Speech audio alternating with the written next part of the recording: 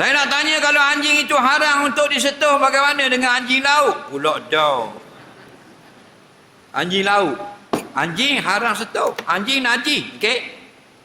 Mana tahu anjing najis? Nabi kata. Satu hari Nabi duduk dengan sahabat. Ada tong air depan berledih. Mari kucing. Kelak. Gila. Faham lagi? Okey. Tak salah. Maaf.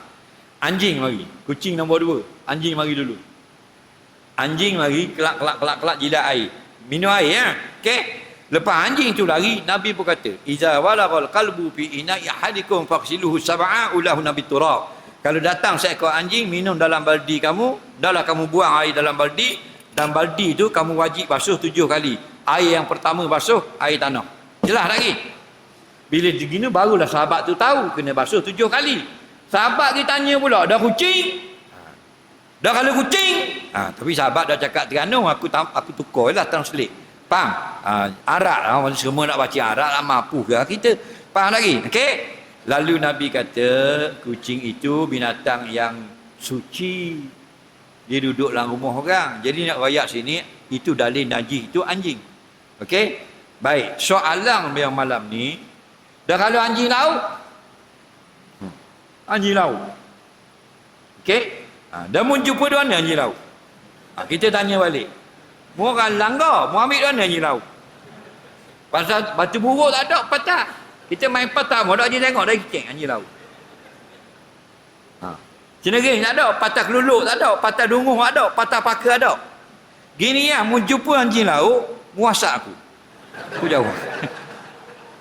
Gurau tak suka. Faham lagi? Biar dah. Orang ni bagus, dia tanya. Orang yang tukang tanya paling banyak dapat pahala. Nawak lagi? Dengar dia tanya, kita dapat jawab apa? Anjing ada 2 kalau berang. Satu, anjing itu anjing bahri. Yang kedua, anjing barri. Anjing yang najis, anjing barri, anjing darat. Anjing bahri laut itu tidak najis, tidak termasuk. Dia bukan anjing, dia binatang lain. Dah apa pergi panggil anjing? Pasal muka macam anjing. Dia jalan tepi laut, dia tengok satu binatang. Binatang dia gitu.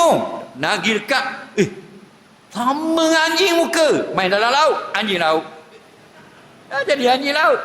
Nyelan, nampak unduk-unduk. Kuda laut, nyuk. Natam dia gini Pala kuda laut. Kadang dia benda lain. Tahu tak? Kan ada hakikat namanya kita tak tahu. Tapi dah tengok muka tu anjing laut. Tengok singa laut. Tahu tak? Ini tidak najis.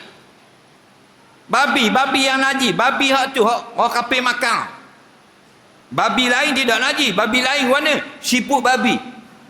Itu tidak najis. Faham? Kita tengah sembahyang, siput babi duduk tepi untuk imam. Cotek duduk. Tidak wajib mufarakah. Kerana dia nama je babi. Tak? Jelas gitu. Jadi mendukung anjing laut, 4 kali dukung pun sembahyang sah. Kerana tidak najis.